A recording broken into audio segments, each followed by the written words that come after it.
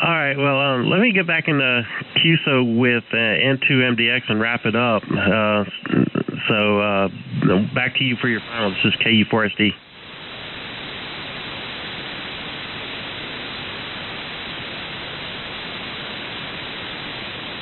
All right, 7-3 to you. All right, Mike, I see that you're not even hearing the other stations. They were both in New Jersey, I believe, so no wonder you weren't hearing them. Yeah, they're probably on the backside of my beam, but real good. Like I said, you sounded good here, and you could see your signal. It's monstrous right here in New Jersey. I'm in a little town called Beechwood, and the area is called Tom's River. It's pretty big, so if you're ever visiting, it's a very nice area in New Jersey. It's more south.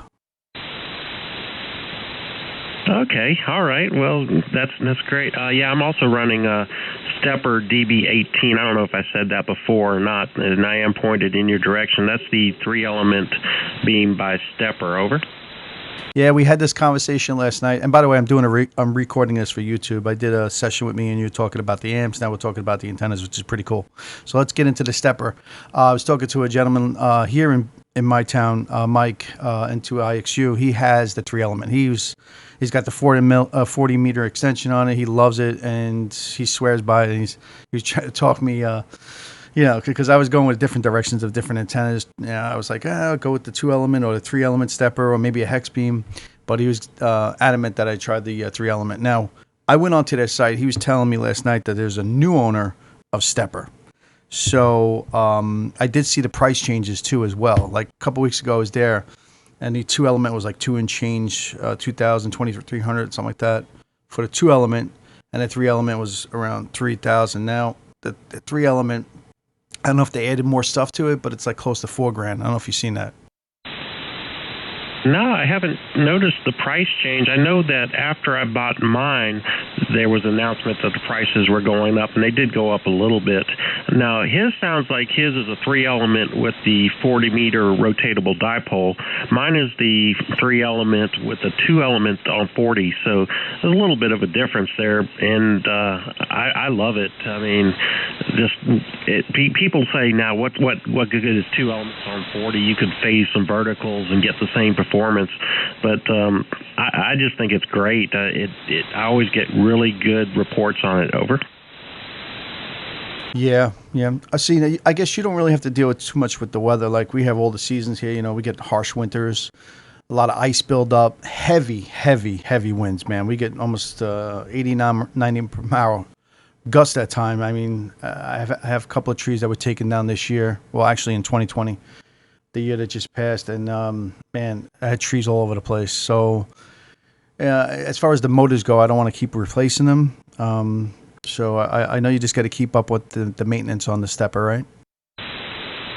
Well, I've had mine up for 2 years now and never had to touch it. Haven't had any extreme weather over here. It's not normal to get extreme weather over here. When I first moved in this house in 2014, they had that tremendous ice storm, but I didn't have the antenna up on at the time.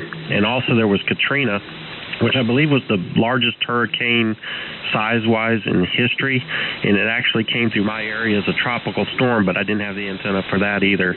So in the last 2 years, all I've had to worry about is lightning, and boy, when I hear lightning, I start sweating. Over. Yeah, it's probably a good idea to disconnect. I don't know if you're running the SDA 100 or 1000, whatever it is, or the optimizer. I would probably disconnect that box, no? Yeah, I think they call it the Mustang. Yeah, SDA 100. Yeah. Once again, there was another contact in there. I don't know if you can hear him again. Let me pick him up very quickly. Who was the contact?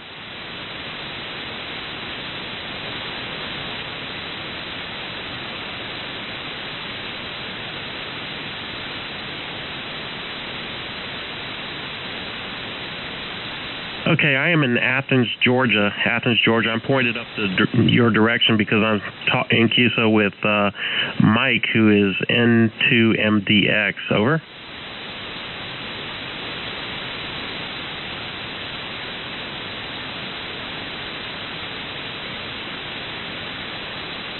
My first name is Garrett, Garrett, and there's 2 of you coming back, but I'm hearing one of you.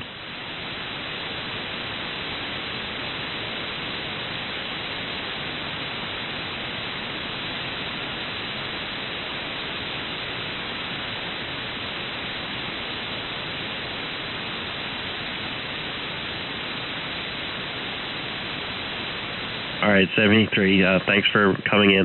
All right, Mike, I'm back. KU4SD. Real good. There you go. Yeah, if they're in Jersey, ground wave, I guess I'm not going to hear them. I don't know how far they are. Yeah, the last one was. Yeah, I'm sorry, I got a little confused there. The last one was in Pennsylvania. Yeah, yeah. It happens sometimes. As close as they are, you just can't hear them. That's just the way it is.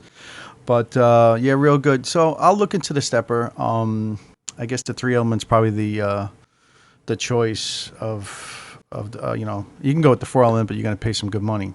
But yeah, I'll see. I'm gonna do my due diligence, and I know I'm making some antenna arrangements this year in the spring. So I want to change a few things around. I built my own hazer. I pretty much replicated the Glen Martin many years back. So that's got to get overhauled this year. I got to take the wheels off. They've been dry rotted from the sun and the weather. So I want to replace the wheels on that, some stainless steel hardware, get that up to snuff, change out the winch from manual winch to electronical winch, which would be a lot easier for me. And I think I'm going to add a couple more sections of Roan on there and raise that baby up. Okay, yeah, I wish I did have a hazer. That would make things a lot easier. I got a 70-foot tower, and when I rented the boom truck or the boom lift, it was $1,500 for one day, and that was the day I put it up. And it's amazing. You go down 10 feet from 70 to 60, and the cost to rent one drops almost in half. So it would be great if I had a hazer. That would be wonderful. And let's see, what was the other thing? 2 years of having. Oh yeah, I bought it at the Dayton Hamfest. That's where I bought the antenna. And I spoke to the guy, and he told me it was the most popular, the one they sold the most of. So the DB18 is their biggest seller, and it's a great stepper. Over to you. Yeah, I don't know if there's somebody out there, but I got to tell you, you spent $1,500 on that boom truck. You're out of your mind. I mean, for half that, $700, you could have got an insane hazer from Glen Martin, and you could have cranked your antennas down to you at any time and worked on your stuff. What is wrong with you? Yeah, you're exactly right. I wish I did get the hazer. I don't know what I was thinking. It would have been really nice, but I don't know. And the funny part about it is I work for a company that builds yellow machines, and I got it for a huge discount when I rented it that day because of my affiliation with that company. Man, they should have did it for free. What a joke. Get yourself the hazer, because you're going to be doing some work on that antenna. You have to bring it down. What are you going to do? Keep renting a boom truck? You'll be in a hole for 10 grand. Now, just get the hazer, and you can set up the hazer. You don't have to bring it all the way to the top. It's like a pyramid, so you could build it down lower, set it up on the tower, right probably at right above your head, I guess. And then once you lock it on there and you set up the winch, that's it. You're golden. And then you can just bring it. You put your what rotor do you have? Oh, I have the Yaesu 2800. Okay, I've been looking at them too. A friend of mine was like, "Stay away from them. Go with the Ham 4." I kind of like the way the Yaesu looks, the control box. But you had any problems with it? No, not at all. But I didn't get the Yaesu controller. I got the Green Heron controller. Okay, very good. So with that rotor there, I think the 4 bolts are on the bottom of that rotor, right? So they mount flat. Yeah, that's right. Right. So on the hazer, there's a plate. So you mount that rotor right on the bottom of the plate of the hazer, and the 4 bolts go right through the plate of the hazer right into the rotor, and that's it. And then through the top, you could put a Yaesu thrust bearing. You're golden, bro. Yeah, well, that's probably a good idea. I should probably go ahead and get the stuff together and buy a hazer, have one ready. So if this ever does break and I ever do have to rent the lift, I can do the conversion to a hazer at that time. And if I have all the stuff ready, that would be great. Over. 100%. And then you don't have to worry about dealing with that nonsense with the lift and save yourself a ton of money. And 2MDX. Yeah, KU4SD. All right, real good. Well, I'll let you work some dog X-ray or some CQ, whatever pops up on your radar. Did some recordings, so I'll upload them to my channel. I can actually send them to your email. You got an email on QRZ? I I think I do. I probably do. It's either KU4SD at ARRL.net or it's KU4SD at KU4SD.com, either that. But I believe it is on QRZ. Yep, it's here. All right, let me log it with you, and then what I'll do is I'll send you 2 links to the whatchamacallit, to the videos that we were talking today. You'll get a kick out of it. I'm going to log it first with you here on QRZ, and then I'll send you out the links, all right?